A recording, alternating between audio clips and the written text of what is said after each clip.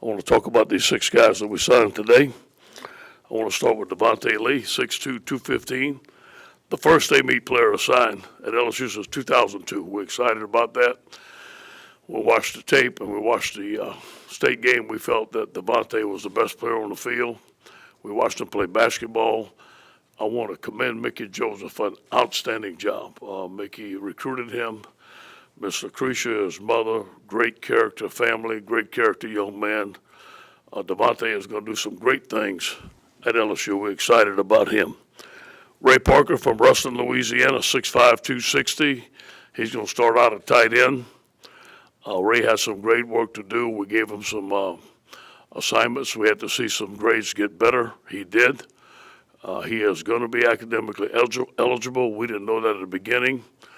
And we're proud that his coach Ball and Ruston High School put him on the right track, and the outstanding athlete, outstanding tight end. So we're excited to get another player from North Louisiana, a very fertile ground for LSU.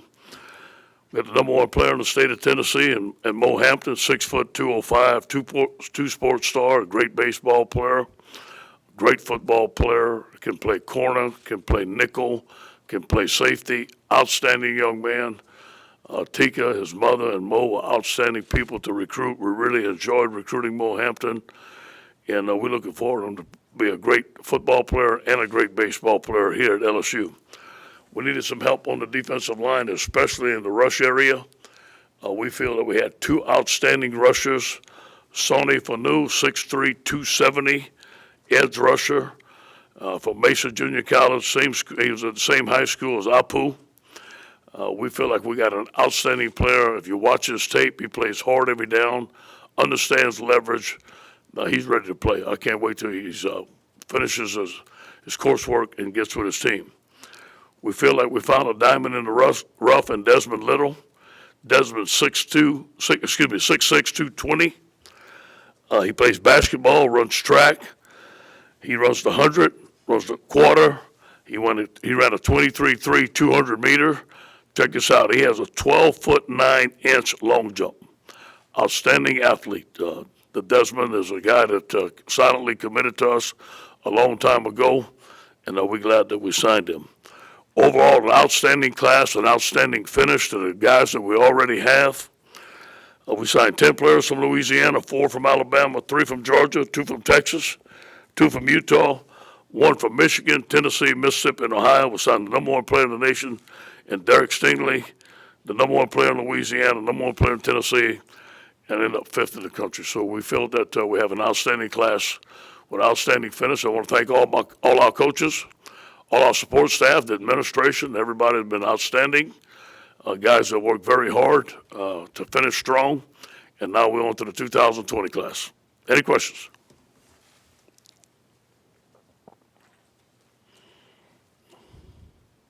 And you mentioned Desmond Little. I guess just kind of this year compared to last year, what goes into the thought process of to take an extra guy or to leave that last spot open? Well, here's the deal. We had a pecking order going down. And obviously, we had some guys that we went after didn't come. And Desmond was always sitting there.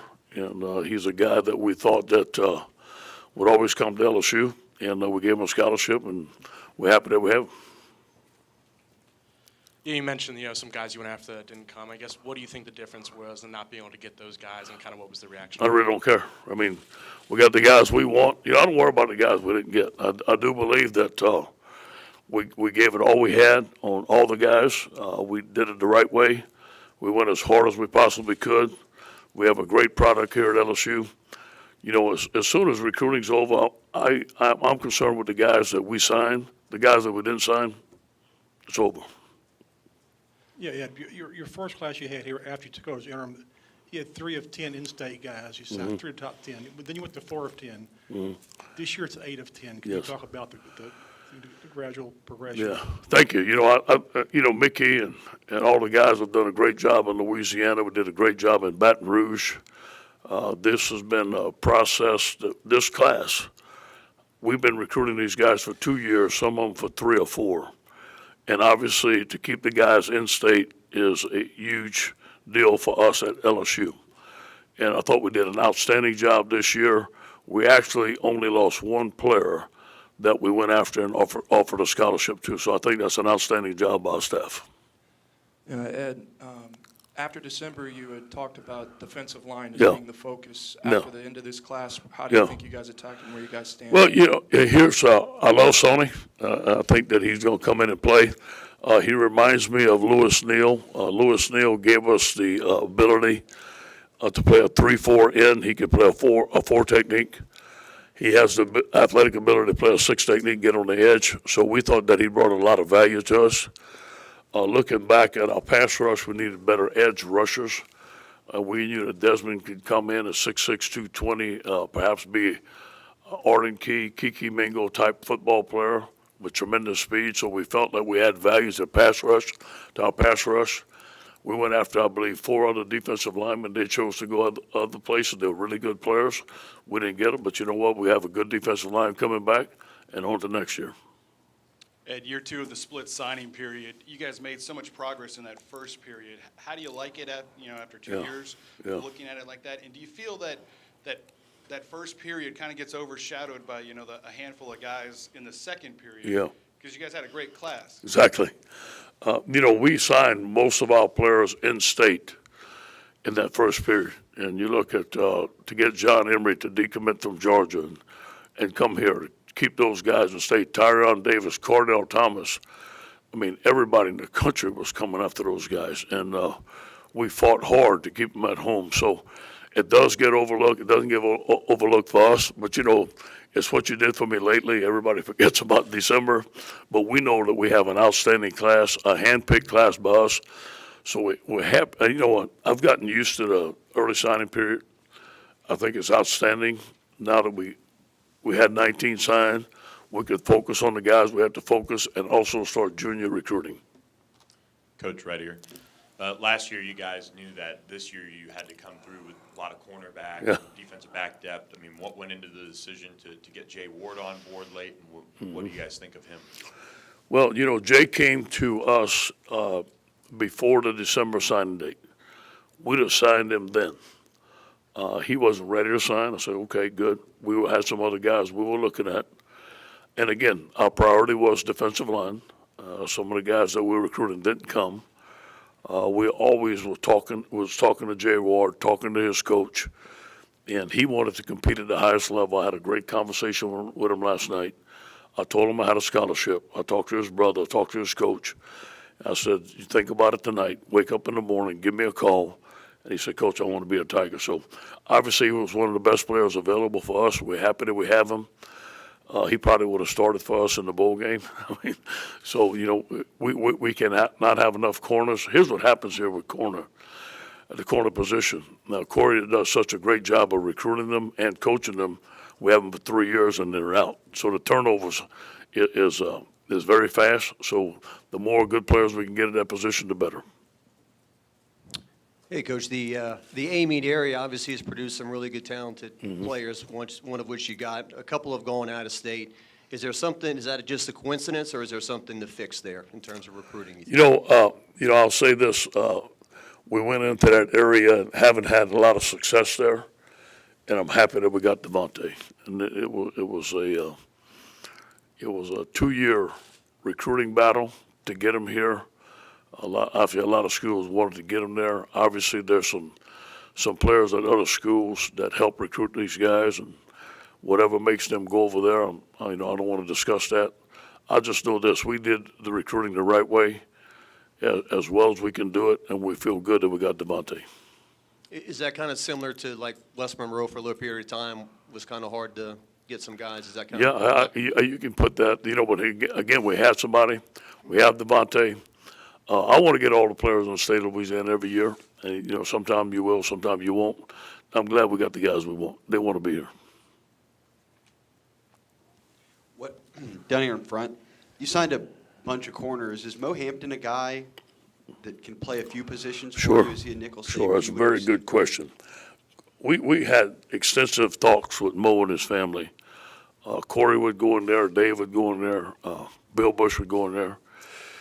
And he wants to start out at corner, which we're going to let him. But you know what? He can also play nickel. He can also play safety. We can move him around. He's a big, thick kid. He's a good tackler, but he's very good in space. He's very good on offense. So he can play a bunch of positions for us. I think there's a couple other corners that can do that, and Corey had a discussion with them. And two-part question. How much have you sensed the perception of the program has turned with the winning season, the way you guys finished? And then second, we had Billy Embody on last night just talking about the way you guys recruit. It's real blue collar. You work the phone lines, you work the relationships. But maybe some of the kids are open more to the graphics and you know the Twitter aspect of the game. Have you guys had to adjust there as well? Yeah, we have. We actually hired a graphics guy. He does some great work, and I kind of tease him a little bit, but he does a good job, and our guys really like that. So I think we're up to speed on that. Am I up to speed on the Twitter world? I'm not, and I really don't care about it. I'll tell you the truth. I like to go in there and approach the parents and offer them an education and do it the right way. And when you do that, you're going to get the right guys here. There was a lot of great response, especially in the state of Louisiana, but out of state. It's the first time I've been to California. It's the first time I've been to Baltimore. I went to areas I've never been for in LSU, and we've had a great response there. LSU is a national brand. Being out in Arizona, we have some guys in Arizona that are interested in our program. Out west, they're interested in our program because they have seen us, and also they're interested in coming to SEC. So to answer your question is yes on both sides. Hey, Ed, back down here in front, I wanted to ask you about Mo. How much experience, I guess, do you have with these two-sport guys, and how much with the MLB draft and all that stuff do you work with the baseball staff or your staff and kind of managing all that kind of thing? You know, the turning point, there were some other schools coming after Mo, and him not signing in December, I got a little nervous about it. But the turning point, I believe, on his visit, man, it was recommended by Bill Bush to do this, is that we had a visit with me, myself, and Coach Maneri in my office, along with the baseball assistants, along with the baseball strength staff, and their mothers, and their father, the mother and father, and we put together a plan, how we're going to work together. And really, I thought Coach Maneri did an outstanding job in there. He had a nice plan. He had done it before. And we worked together, and we invited, I invite two-sport athletes. I believe that any guy that wants to go to college, I want him to do whatever he wants to do. If he wants to major in engineering, go get it. If he wants to play two sports, go get it. I invite it. So I thought it worked out great. Myself personally, we have guys that work out in track.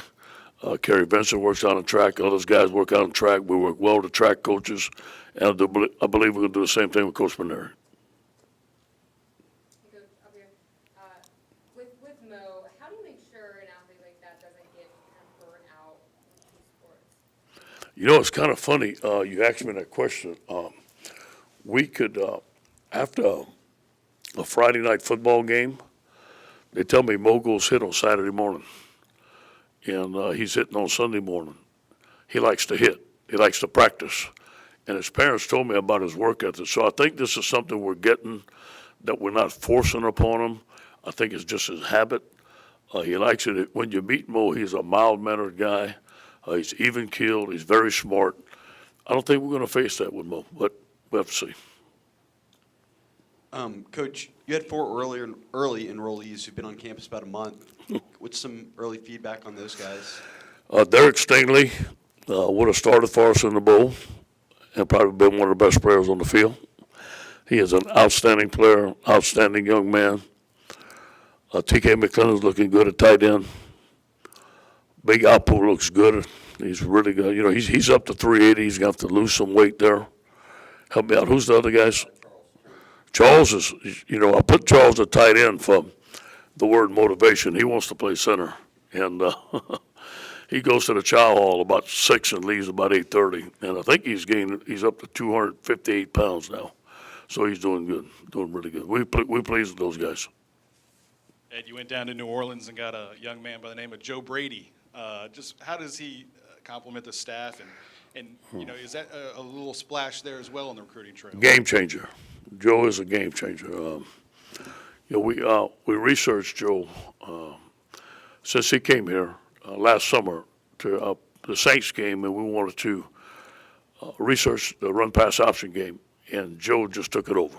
And we could tell right there that this guy is special. He worked with a lot of guys at the Saints that obviously we know. He worked with some coaches at William Mary that I knew before. I'll tell you how good he is. When we signed him, Joe Moorhead texted me. He said, "Coach, give me a call." He says, "Wow." He said, you got yourself a home run there." He had worked with him.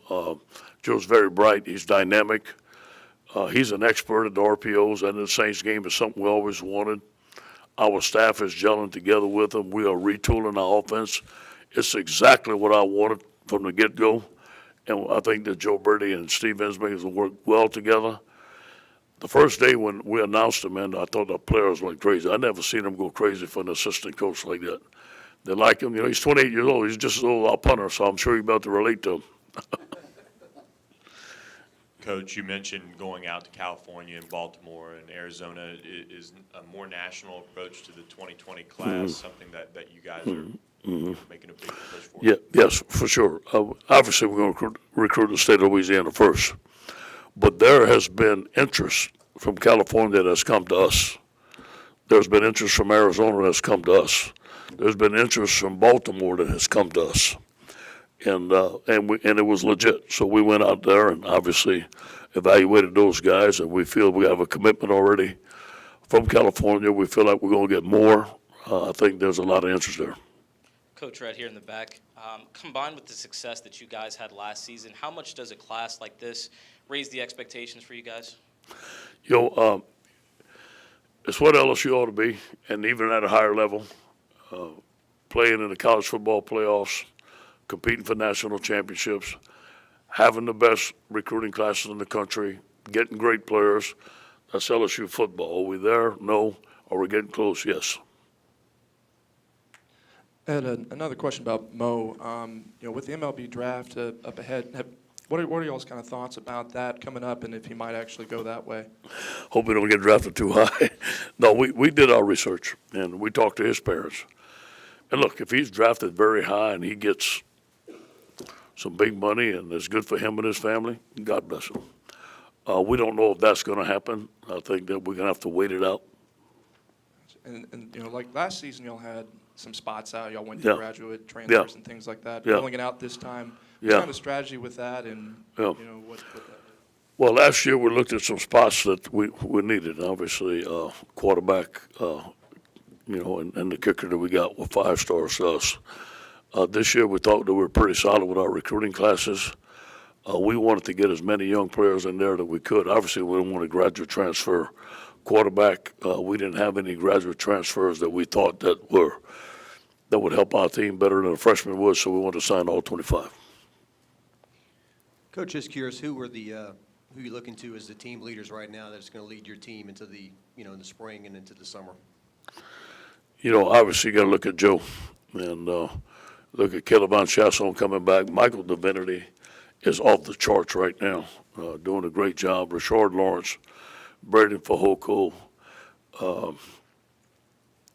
Lloyd Cushenberry, Damian Lewis. Those guys have done a great job for us. Yeah, you guys look like you might be over the 85-man scholarship limit. How do you handle that going into the spring? It always works itself out. It always works itself out. There's natural attrition. I believe, right now, knock on wood, we're one of the few, only the one Power 5 team that doesn't have any scholarship players in the transfer portal. So that says a lot about our football team, and they're committed and want to be here. And but I think that there's some things that's going to work out that will be fine. Coach, what role, if any, did some of your early signees play in influencing these new guys to sign with LSU? I would expect Derek Stingley to push for a starting position, and that may soon be solidified at the end of spring. I would expect Apuaika to play, a big defensive tackle. I think that he's a force.